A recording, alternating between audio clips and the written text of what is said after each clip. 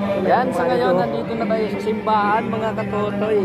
Tapos, andito yung senior na boss namin. So, hindi ako nakablog. Kami yung tulak boss. Yan, mga tropa natin. Paparating sila. Marami na sila. Lahat ng mga nakablog. Kasama natin.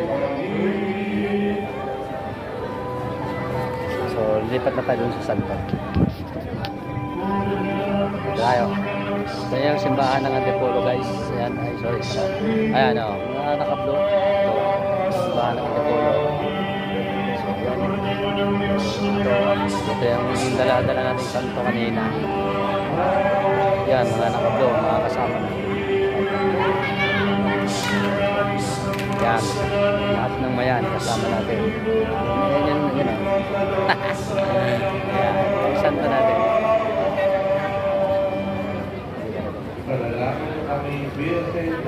So, maya-maya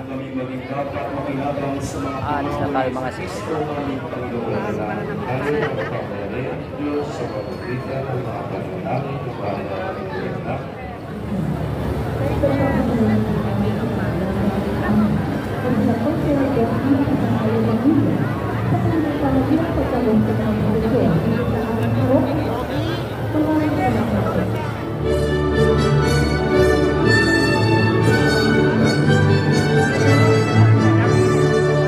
Susunod ang 35 replika ay nasa pangangalaga ng Steel Power Institute Incorporated mula sa lungsod ng Antipolo.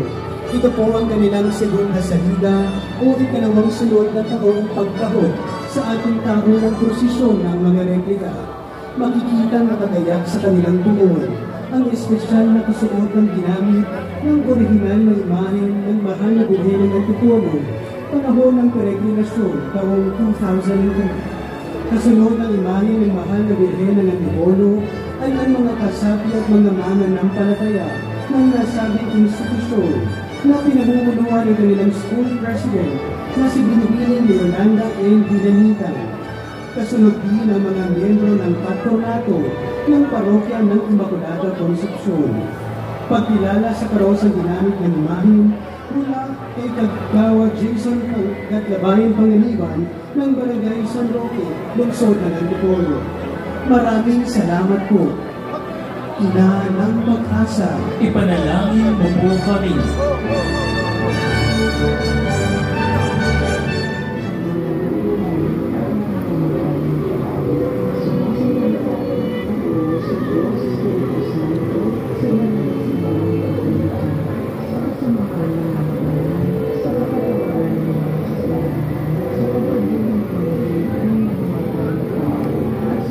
Ako sa titubig.